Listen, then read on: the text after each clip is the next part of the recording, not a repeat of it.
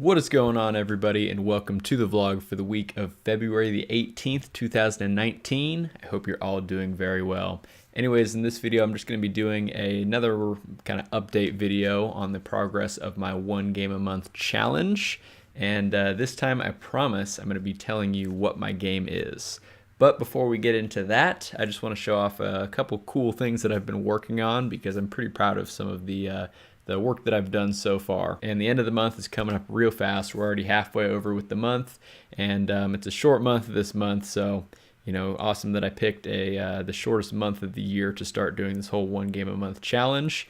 And I've got a whole giant list of things that still need to be completed. So anyways, if we switch over to Unity here, you can see I kind of still have a little bit of the placeholder art set up, but if we hit the play button here, just gotta let this load here. All right. Hope you guys can hear this music. But yeah, as you can tell, basically I kind of do have like a little bit of sound going on in here. And then, as I mentioned before, the DJ board is interactable. So if we click on it, you can see that we actually have a fully functioning DJ board here, which is pretty cool. As you can see, the track 1 is currently playing and track 1 is spinning here, and we're able to pause the individual tracks here, and then so if we go over and say start playing track 2, okay, you'll see that it's spinning but nothing's quite happening yet, which is interesting. We can resume track 1. Alright, you'll see track 1 starts again. This is the same beat as before. Now if we want to go over to track 2, if you're familiar with DJ boards, there's a little thing at the bottom here called a fader. So we can click on this, and this switches us over to track 2. So now we got track 2 playing. So this is like a pretty legit whole DJ board setup. We can pause track 1, and that's going to have no impact on the sound coming out or anything because track 2 is what's playing. However, if we switch back to track 1, it's obviously paused over there, but we can play track 1, switch back to track 2, and back to 1, back to 2. I mean, you get the idea.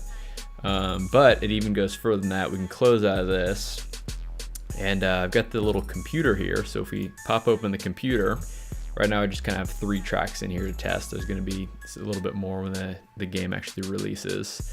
But if we select track 3 here, okay, as you can tell that it's still the same track playing.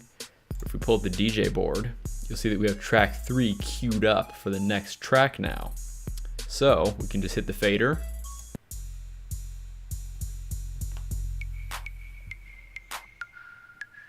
And we're playing track 3. And if we ever want to go back to track 2, just like that, back to track 3. So I mean, it's pretty much fully functional here. So anyways, it's a pretty functional DJ board with kind of most of the basics. You can have 2 independent tracks and switch in between them. There's play and pause. There's a couple other features that I'm not going to talk about right now because I think that kind of might ruin part of the game. But nonetheless, I am pretty proud with all the DJ board functionality that I've added in so far. And so I mean, it's pretty simple and it does everything that you're going to need to do in the game. So again, keep thinking of what type of game this might be. I am going to be revealing it later in this video, but just kind of keep in mind in your head just kind of what you think it is. Actually, there was one more thing that I did want to show off. I've kind of been working on a lot of the artwork lately. And so here's the poster that's going to be in my game. So this is just a pretty silly thing. It's the event in the game, like you're kind of a DJ for this event, and the event is called Leap Over Leap Year. And of course it's with DJ Turbo because that's me. And because this game is releasing on the 28th of February, the day before leap year, I thought it might be interesting to set the game on the day of release, which I think would be kind of cool. And because this year is not a leap year, we're going to leap over leap year this year. And so the idea is that this hypothetical club is having a massive party on the day before what would be leap year. And anyways, this is just kind of the poster that is going to be in the game, kind of, you know, advertising for this event. Basically, it's in my game. I mean, as you can tell, I'm not the best artist. I have a very well-defined nose here. But basically what I did is I took this thumbnail that I made earlier of me just kind of, you know, leaning back doing this. I thought it was kind of a cool pose. And then so I basically just drew right over this pose of me. I just kind of outlined it and then, you know, did all these funky colors on the inside here. So I mean, it's basically just the same picture that I kind of drew over here and then turned into this whole little poster here. So again, that's just something kind of fun and silly that I wanted to do. I needed to make a poster for this game, and this is the poster I came up with. All right, so I think I've made you all wait long enough. It's time to announce what kind of game my game is going to be. So some of the guesses included a hack and slash game, a tower defense game, or an escape the room game. And guess what, VB King, you are correct. This is an escape the room game. I know these games were like super popular in the Flash era, and I haven't really been playing a whole lot of Flash games as of lately, but I would assume that people are probably still making these types of things. Nonetheless, I haven't seen many of these types of games, especially in the mainstream kind of scene. So anyways, I think it would be an interesting game to do. I thought it would be something that's pretty simple, and I can definitely build off of this in the months to follow as I continue this whole 1 game a month challenge. So I'm not really sure of the title of the game at this point. I don't know if I want to keep it generic and just call it Escape the DJ Booth, or if I want to use the name of the event, which is Leap Over Leap Year, or use something completely different entirely.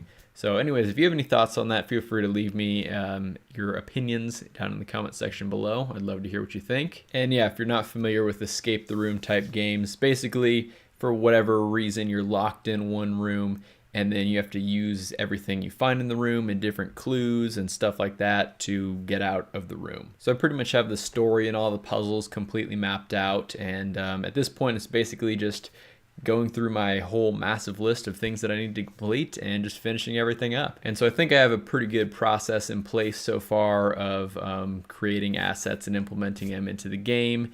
And I'm kind of starting to figure out this whole workflow of making a whole game in 1 month. So it's definitely a learning process as I'm going along here. And I'm definitely making a lot of improvements to my overall game creation process, and really just trying to focus my efforts on things that I need to focus on and cut out things that I don't need to focus on. Because when you're, you know, strapped up against a tight deadline of making a whole game in 1 month, there are a lot of decisions like this that need to be made. So anyways, I'm going to get back to it. I hope you all enjoyed this video. If you did, make sure you leave it a like. And if you haven't done so already, feel free to subscribe to the channel. If you have any questions, comments, concerns, or otherwise thoughts on the game, feel free to drop them down in the comment section below. Hope you all have a fantastic rest of your day, and I will see you in the next one.